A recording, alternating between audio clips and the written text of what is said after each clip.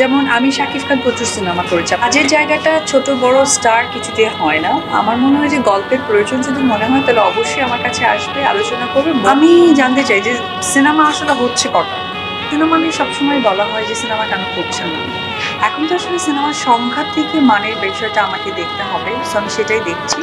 তবে আমি আশা করি দেখতে পারবেন, যেহেতু আমি সিনেমা মানুষ, সেটা দেখবেন। তবে এখন ব্যস্ততা চলছে বড় বড় মতোই, আপনারা দেখে থাকেন যে আমি ওপেনিং ফটোশ্যুট সেই জায়গাগুলোতে আমি নিজেকে একটু বিজি রাখছি, যেহেতু আমি একজন অভিনেত্রী, পাশাপাশি কিন্তু একজন মডেল অভিনেত্রী।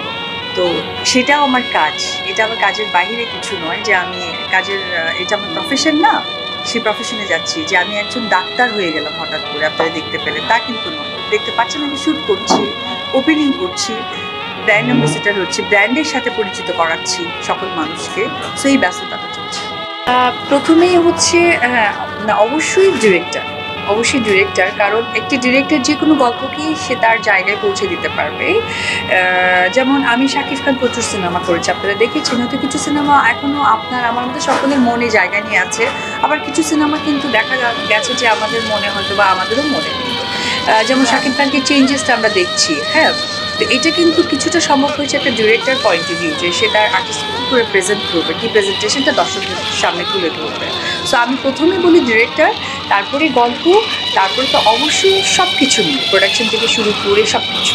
দেখেন, কাজের জায়গাটা ছোট বড় স্টার কিছুতে হয় না। আমার মনে হয় যে গল্পের প্রয়োজন যদি মনে হয় তাহলে অবশ্যই আমার কাছে আসবে, আলোচনা করবে। বরং যারা নতুনদেরকে আপনি স্পেসিফিক যেহেতু বললেন, তারা যদি আমাদের মতো এক্সপিরিয়েন্স মানুষদের সাথে কাজ করে তাহলে হয়তো বা জানার জায়গাটা আর একটু বড় হয়ে যাবে।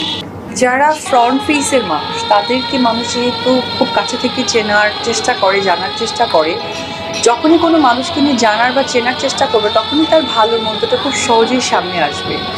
তো আমাকে আগে প্রথমে ফিক্সড করতে হয়েছে যে আমি কিন্তু ফ্রন্টের মানুষ, তো আমাকে সকলেই চিনছে এবং জানছে।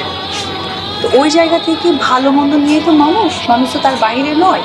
তো যখন আমাকে নিয়ে ব্যাড বা নেগেটিভ কিছু আসে তাহলে নিশ্চয়ই এটা আমার খারাপ হয়তো বা ছিল, বিধায় এটা এসেছে।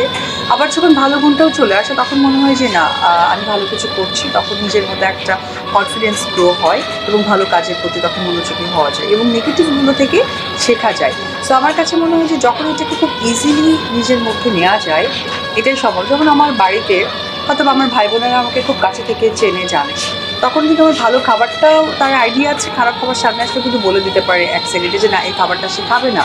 তো দর্শকদের ক্ষেত্রে সেম থিং, আমরা দর্শককে চিনি না কিন্তু দর্শক আমাদেরকে চেনে, অ্যান্ড তখনই তারা আমাদের ভালো মন্দটা প্রেজেন্ট করে।